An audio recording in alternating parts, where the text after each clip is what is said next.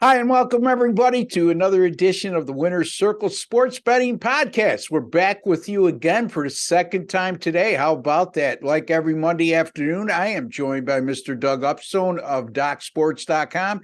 We're going to be talking Major League Baseball today as we have two free picks. Doug will be looking at the New York matchup, the Mets and the Yankees squaring off. And I'll be looking at the Giants and the St. Louis Cardinals. But before we get to those picks for Tuesday, the 13th, how about let's say hello to Doug. Doug, how are you? I'm doing well, Ross, and kind of an eventful weekend. Just a lot of different things going on, and my daughter had her birthday, so that was nice. Nice.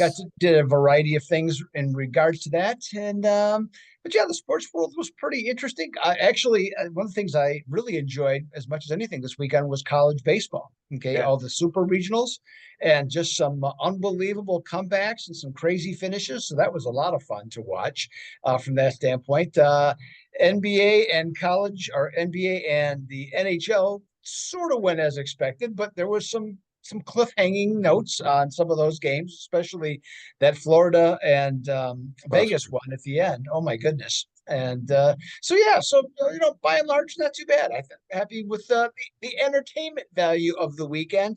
And the only thing I didn't like was the outcome of the Belmont. But congratulations to Jean. I can't think of her, Ascendio, who first female trainer ever to Yeah. win a Triple Crown race. Oh, I thought she was going to have a stroke when they I were know, showing wasn't a that video of great? her coming down the stretch. Yeah. That was great. More power to her, man. Absolutely. Reminds me of when was it Secretariat when Secretariat had the female owner, correct? If I'm not mistaken. Yes, right. Yes. Yeah. So reminded me a little of that. Yeah. More power to women in sports. Good for that, man. We 50 need. years apart, as it turns out. Yeah. Actually. Yeah. So that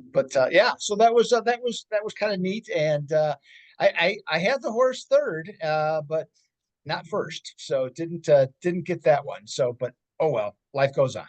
We move on as we do as sports handicappers. And let's get to our area of expertise, which is the mainstream sport. Not to say that you're not an expert in horse racing, because you are, but I mean, look, if you hit one out of every five races, there's a good chance you're going to make money if you're playing your cards correctly. So I don't put a lot of stock in Doug being off just because it was a grade A or stakes race or whatever you want to call those big three. We move on to baseball, and we'll talk about the NBA a little bit real quickly. The Miami Heat, boy, oh boy, disappointed in their inability to compete in both games at home. I don't know, Doug, since they went up 3-0 against Boston, this does not seem like the same team, especially offensively.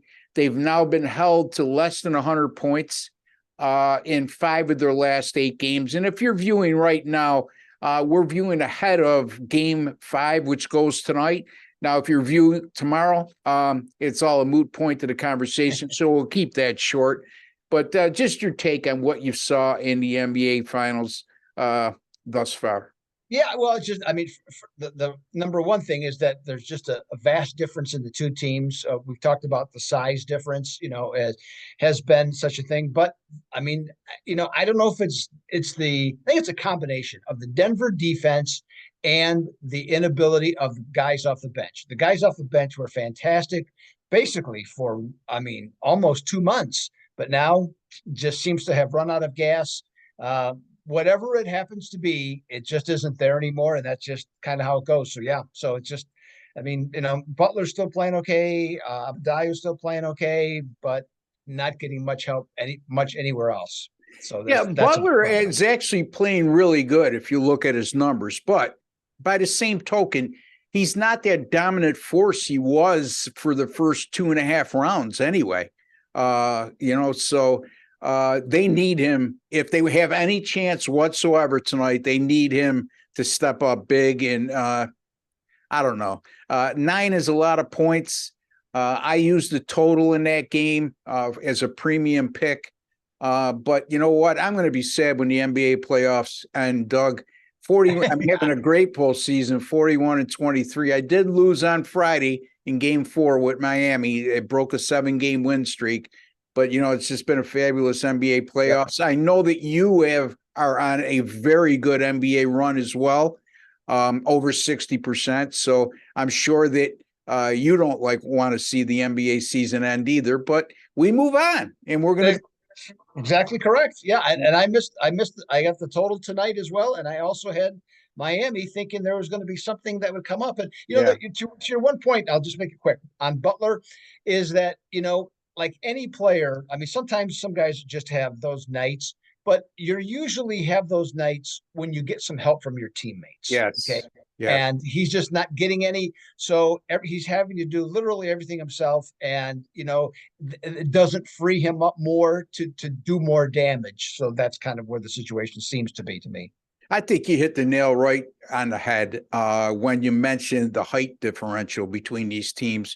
Miami's an undersized team, and they've done very, very well in that role. They're used to playing that way. You know what I mean? They got to the NBA finals, so it's not like it's been a huge deterrent up until this point. And, you're seeing guys right now like an Aaron Gordon, who, by the way, if you missed our NBA video this morning, podcast, I should say, this morning with Sean and Jesse, my free pick was on that I can't even think of it right now. It's Aaron Gordon to go over 23 and a half combined points, rebounds, and assists. So okay, there you go. Yeah, sorry for that little brain freeze there, but the thing with Gordon is a perfect example of how he's taken advantage of that undersized Miami team, because you have to contend with the big guy, the Joker, and if you run double teams at him, it leaves guys like him free. And he has been a nightmare matchup for Miami, in my estimation. And I'm glad that he finally took a huge step in the last game to say, I'm going to take advantage of this. Went for 27. I'm not implying he's going to go for 27 again, but I mean, he's 6'10", 6'11". He's athletic. And Miami doesn't really have anybody that could really go head to head with him when so it's we'll see. We've seen stranger things happen, right, Doug? Yes. I don't imagine that's going to, though, tonight. I think that might have been our last NBA show, but if not, we'll be prepared to go forward, folks. Game 6, my friends. Yes. All right, let's go. Let's start talking Major League Baseball. Let's talk about these games tomorrow. The Mets and the Yankees right now. The Mets are minus 135 with Max Scherzer on the hill. And take it away, Doug. Yeah, the for this one, I'm sorry, you want me just to go right into the game? Or yeah, sure. Okay, yeah. All right, let's go right into the free pick. So yes, we got this is the first of 4 games that's going to be in the Big Apple between the Yankees and the Mets. The first pair is going to be at Citi Field on Tuesday night. Some of the New Yorkers and also some fans around baseball might be thinking this is a rotten apple matchup, okay, from the standpoint of how the teams are playing. Metropolitans 31-35. Yankees are respectable 38-29, but they've just lost 2 home series to 2 teams whose last name and nickname ends in Sox. Yeah. So that's not good. Both of those teams are not good teams, so that's a rough spot. The so-called Bronx Bombers, Ross, as you know, they're not hitting it all right now. Last 10 games, 3.1 runs per game, not getting it done. Yes, Aaron Judge being out of the lineup certainly impacts their lineup, but you can't have a guy like Anthony Rizzo going on the worst career hitless streak, okay, of his career right now. It just doesn't work out, and things aren't going well. Mets, though, hey, they're the worst team money can buy. Okay, I mean, right now, so they're 1-8 on a streak. They've lost 3 straight series. All too familiar situation with them too. When they hit, they don't pitch. When they pitch, they don't hit. Okay, and so we see this time and time again. This game's going to be on TBS actually on Tuesday night, and we're going to see Luis Severino go, and he's got a 5.75 ERA in 4 starts. And I'm wondering, and I don't know if you've noticed this, Ross, I wonder if he's got a sore neck because he's given up 7 home runs in just under 20 innings. So doing that, that after a while, it's got to make your neck a little bit sore from that standpoint. Now, Max Scherzer, he's going to be patrolling the mound for the Mets. He's rounding in the form. His ERA is down to 3.71. And in 3 home starts at Citi Field, he's 2-0. His team is 3-0, and his ERA is a remarkable 0.50, and his whip is 0.77. Looking at the 2 pitchers against the opposing team, not much to choose from. Both are right around 500, okay, from that standpoint. But with how Mad Max is pitching at home, it's hard to imagine to me that the Yankees are going to do a lot of damage in this one with the state of what their offense is right now. And the Mets, wearing the pinstripes, 52-24 as a home favorite of minus 135 to minus 175. Severino and his teammates are a poor choice when the line is shorter. When it's 125 minus 125 to plus 125, they are 10-3 10-23 that combination. So Ross, I'm going to take the New York Mets minus the 135 and take them over the New York Yankees in game 1 of their series. Yeah, I agree with you. I mean, look at you got a team that's 4 games below 500 against a team that's 9 games above 500. And Doug mentioned that. I'm not enlightening you on anything he didn't mention, but my point being is when you have the team with the losing record that's way behind when they're not in the same division, right? But if you look at the standings, they're way behind the Yankees in the standings, and yet they're the favorite in the game. And, Aaron Judge being out has a lot to do with it, sure. But Scherzer is to me, he's a perfect fit for that ballpark because it's a pitcher's ballpark. It always has been. I know they brought the fences in a little from the get-go when they first started out at Citi Field, but it still remains a pitcher's ballpark. And his numbers, speak volumes at Citi Field in those 3 starts. Doug mentioned those microscopic numbers of ERA and WHIP both being under 1. So, and Severino, give him time, I guess. You have to be a little more patient. He's had his fair share of injuries over the last couple of years, but we'll see what transpires. Neither team is hitting. Here's the thing with me, Doug. I think you got to be more disappointed as a Mets fan than a Yankees fan at this standpoint, Absolutely. Because the Yankees, to me, and I mentioned this to you before, and I'm glad you share the same opinion. Too many holes in the lineup. Yep. In the Yankees lineup, too many guys that are easy outs, especially at the end of the order. Too much onus is being placed on those guys in the middle, and it doesn't help. Like Doug said, when Rizzo is struggling as badly as he is right now. One good thing for the Yankees, their bullpen has been tremendous. So at the first sign of trouble with Severino, they're going to yank him. But if they can get 5 or 6 good innings out of him, they'll have a chance. But we'll see. I like the Mets here. Well, with Scherzer on the mound, you don't have to depend on the Mets bullpen because he's going to go deep into games for the most part, especially at home. So, again, Doug likes the Mets minus 135 over the New York Yankees. All right, the Giants in St. Louis for me. That game will be played at Busch Stadium in St. Louis, 7:45 p.m. Eastern time.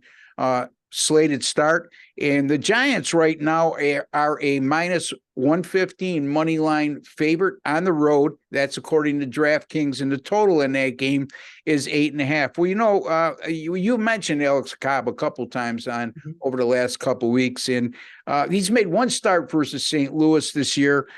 He pitched a complete game shutout in a 4-0 win, so he was very good in that start. Cobb is 10-3 to the under this year in 13 starts with a 3.01 ERA. He's only allowed 6 home runs in 74 2/3 innings pitched, which is a really good ratio. He is 5-1 to the under in 6 starts at night, and his 1.66 ERA and 6.3 innings pitched per start in those 6 outings were a major reason why those were low-scoring affairs. He can depend on a Giants bullpen right now that's done very well over their last 7 games with a staff 2.50 ERA, 0.96 WHIP, and a 41-9 strikeout to walk ratio. That's extremely good numbers for the bullpen. Jack Flaherty gets a start for the St. Louis Cardinals. Over his last 5 starts, a 1.50 ERA. Over his last 3, an 0.98 ERA. And this is a St. Louis team, as Doug is well aware, Now I'm going to make you aware, if you're not already, the St. Louis Cardinals are anemic offensively of late. They've scored 3 runs or fewer in 12 of their last 16 games. I'm going to go under here, Doug. I'm going to take the San Francisco Giants and the St. Louis Cardinals under the total of 8.5. I like that because the Flaherty, early in the year, he was walking the park, Yeah. from that standpoint, but he kept getting out of it. But now, so he was actually pitching well. He just kept walking too many guys. Now he's settled down. Okay, with that, the walks have definitely decreased. He's pitching more, let's just say, to his ability from that standpoint. Cardinals offense is just god awful, as you mentioned. And the other thing too, I just followed a couple box scores and actually listened to them a little bit over the weekend.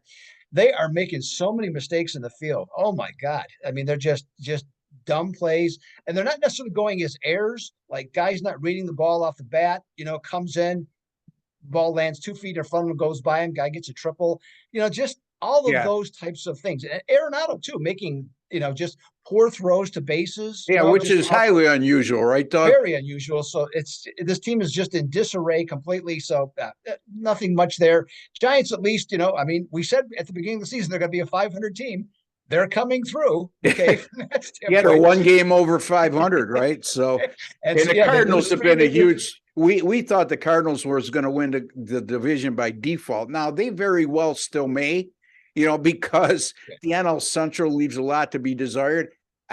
I'm not willing to bet my money on them at this point. No. But they've been a huge disappointment, Doug. Yeah, they're just, it is so un-Cardinal like. I can only imagine. I know quite a few Cardinals fans, and believe me, they think they invented baseball. So from their perspective, they have to be extraordinarily disappointed, and it only makes me smile. I have to admit, not being a Cardinals fan, yeah. but no, they're just not playing well, and they're an easy team to play against. And so from that standpoint, I would agree with your pick on the under. The only concern I would even have is how poorly they're playing in the field, to where they just give away runs to the Giants. That would be the only concern I would have. Say, give up, make a mistake or two. Somebody hits a 3-run homer that you didn't, count on. So that would be about it. But that's a small scale aspect or prospect on that one for me. Well, I mean, they have hit a lot of home runs, right? But it's un-Cardinal like you said. I mean, usually when the Cardinals have been really good, the home run total is maybe in the middle of the pack of the National League, and sometimes in the lower half. And they do things fundamentally right. They get them over, get them on, get them over, get them in kind of thing offensively. And the fundamentals have not been there this year, and especially of late. And Doug touched upon that as well. All right, Doug. So there's our 2 picks. San Francisco and St. Louis under 8.5 on Tuesday, June the 13th. And Doug likes the New York Mets -135 with Max Scherzer over the New York Yankees on Tuesday evening as well. Doug, is there anything else you want to touch upon in the world of sports betting that's worth discussing at this point? Well, I'll just throw one thing that's really striking: the Oakland A's, the Oakland freaking A's. This 5 in a row, Ross. Yeah, break them up. It's just, oh my goodness, that was and in that 5-game winning streak, if you would have to have an extreme amount of courage to do it, but if you did, you picked up 9.62 units just on flat betting from that standpoint. So that was, and they're hitting like crazy, right now. And then it sets up tonight. One thing that's really interesting is that in the history since 1930, I take that back, not the history, but since 1930, we have not had a game that had the disparity in win-loss percentage of 2 teams. So Tampa Bay at over 700, A's at 26 or 2.60 win percentage. We have not had a disparity that large set. So I just find that actually fascinating. And to me, I'm really curious about tonight's game and really kind of the whole series potentially, from that standpoint. And then I have one other thing I'll throw at you, Ross. Sure. This is to do with Tuesday. I don't know if it's still true, because I looked at it probably about an hour before, did the show. Jordan Lyles in Kansas City, as of when I looked, they were a favorite going into tomorrow night. How's that possible? Jordan I Lyles 0-12 in his team starts this year. I And the I saw Royals that on a and I bad, didn't yeah. even know what I mean, I was it so confused me that I probably will end up passing on the game. Yeah, I won't bet against them because that to me, this just seems too easy. So for them to make them a favorite in that spot with Jordan Lyles on the mound, and not only is he 0-12, his ERA and his whip is horrible. Okay. Right. And Kansas City, I believe they're in the middle of a losing streak again. So that's Yeah, I mean, and Cincinnati's playing better, you yeah. know. So I mean, Brandon Williamson, yeah, I mean, he's just another guy at this point of his career, but still, that one really struck me. And then, as to use an old term, how about the local nine? Referring to myself here, the Arizona Diamondbacks. Okay, 11 out of They're a great 13. story, man. Great I mean, story. tied with Atlanta for the best record in National League. And now they have crept up to where they're the second best bet in baseball behind Tampa Bay at 18.3 units. Yeah. And this Corbin Carroll, I saw him in spring training. I got all the buzz. I wasn't sold on him. You know, he's 5'9". He's not a big guy. And, but boy, he can run like the wind. And now he's hitting like crazy, Yeah. and with power. I mean, he's a little guy, but I mean, he's not, he's small in stature, but he's not, skinny. So he's got some pop, and with that. So yeah, that team is just on fire, 11 out of 13. And, they have a pretty interesting series also, I think, Ross, against Philadelphia, the next 3 days, starting on Monday, Yeah. for those that would, when you see this. So that's another interesting wagering aspect, for that series to look and see how that plays out. Yeah, and we can't go to sleep on the Miami Marlins either. Won 8 of their last 9. Now, let's keep things in perspective because they played the White Sox, they played the Royals, and I believe they played the Tigers, if I'm not mistaken. But having said that, you still have to win those games. Right. The teams in your division will be playing those same teams at some point this season. So if you don't win, somebody else in the division is going to win. And look, Miami's not going to win the NL East, okay? I know they're 3.5 games out or whatever they are, but they're not going to overtake Atlanta, or they're not going to come on top of Atlanta, in my opinion, anyway. But you can make a strong case that they'll be a wild card contender throughout, Doug. Yeah, well, the thing is, and we've been, I wouldn't say critical, but we have pointed out the fact, for example, right now they're 37-29, but they have a run differential of -20. Yeah. And so that's typically a red flag. But you know what? Almost every year, Ross, and we, everybody that follows baseball closely knows this, there's seemingly always that one team. Okay. And sometimes they do it for a whole season, and everything goes their way. And right now, Miami is 17-5 in 1-run games. Here's the thing, though. You can look at it however you want to look at it. Look, the one thing, and it was really apparent they won 2 games in the 8th and the 9th inning against the White Sox. Yesterday, the White Sox bullpen stinks. Okay, I get it, but they still won, and so that tells me this team is willing to play 9 innings until they're beat. Yeah. So that to me is a very admirable quality for a team. And I'm certainly, I'm not going to say I'm on board with Miami, but I tell you what, my respect level of them has gone up recently just by how they continue to play and how hard they play. Yeah. They scored 5 in the 9th on Saturday for a come from behind win. They were down 5-1 late in the game yesterday, and they came back 5-3 going into the 9th. Back-to-back solo home runs, and then the next thing you know, they put together a little bit of a rally after that, and they win the game 6-5. So more power to them. I don't know if it's a reflection on them or, like Doug just alluded to, how bad the Chicago White Sox bullpen is. I think it's a combination thereof. When you got Kendall Graveman closing games, that's not a good sign. He's one of those pure examples of a guy who couldn't make it as a starter, and now he's struggling as a reliever as well. So we'll see. Again, the Marlins, good for them. The last time they were in the playoffs was that 64 game shortened season due to COVID, and they're right there again. But there's still a lot of baseball to be played, folks. But right now, some good stories there. Arizona Miami. I think in the long haul, Arizona to me is a more realistic team to me right now that they can make some hay in the second half as well. So we'll see what happens. if their bullpen improves, there's let's put it this way, to go through it, and this is impossible to do right this second, but you'll be hard pressed to think of two better 1 and 2 starters than Gallen And Merrill Kelly. Yes. Yeah. I mean, those two guys bring it every start, Yeah. and I so love those two guys. A lot of series. I've liked Gallen since they made that trade. Matter of fact, speaking of the Miami Marlins, they're the ones who gave up Zach Gallen. Yes. So Merrill Kelly, he had that little bit of difficulty in the early stages of his career where he was very prone to giving up the long ball, Doug, which was his big Achilles heel. He has seemed to circumvent that now, and it's not occurring as much. Let's put it that way. But I like those two guys at the top of the rotation.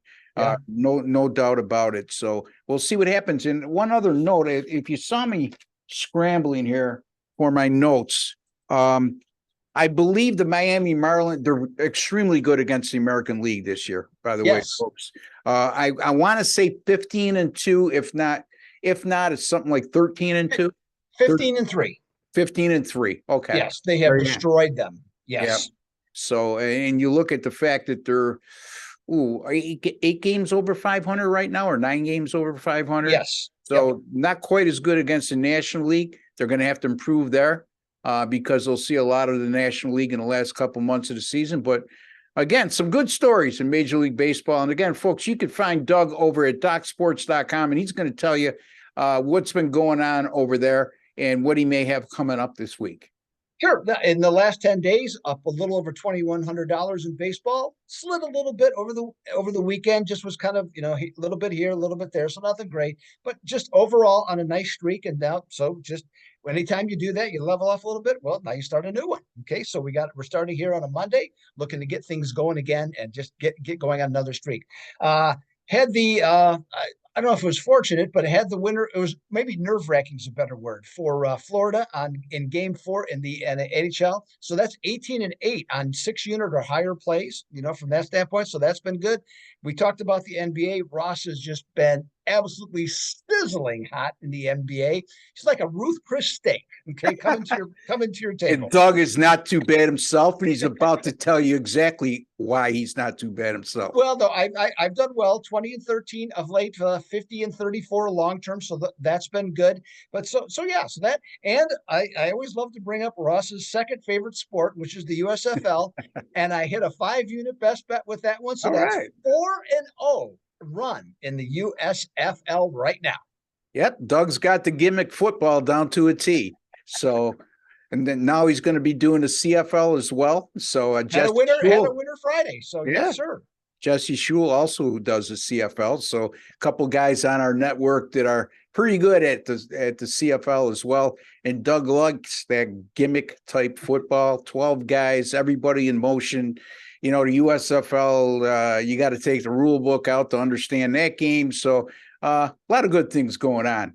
So in other words, Doug's giving you more options in the summer than I'm going to be able to give you, but they're here, and Jesse as well. All right, Doug, again, I'm on a 37-25 all sports run, around 60% there. Not only the NBA, but Major League Baseball, 7-4 with my last 11.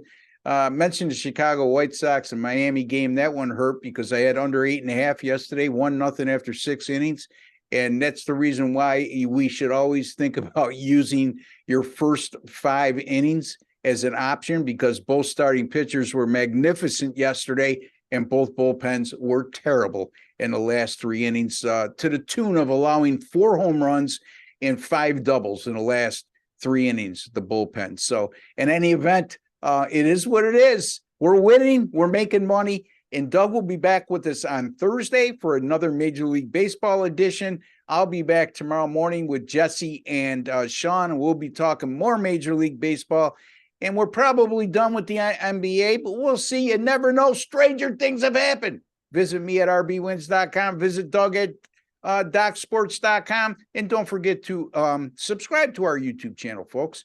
It costs you absolutely nothing to do so. No strings attached.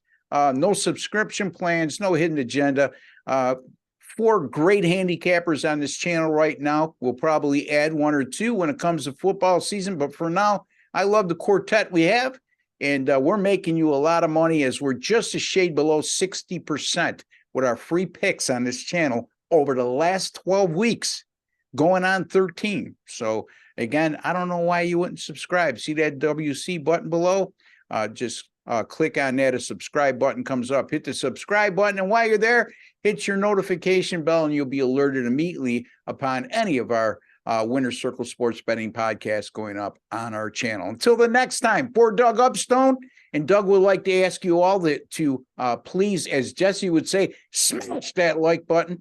And don't forget, folks, we'll be back tomorrow morning, and take care. Thank you for viewing, and God bless.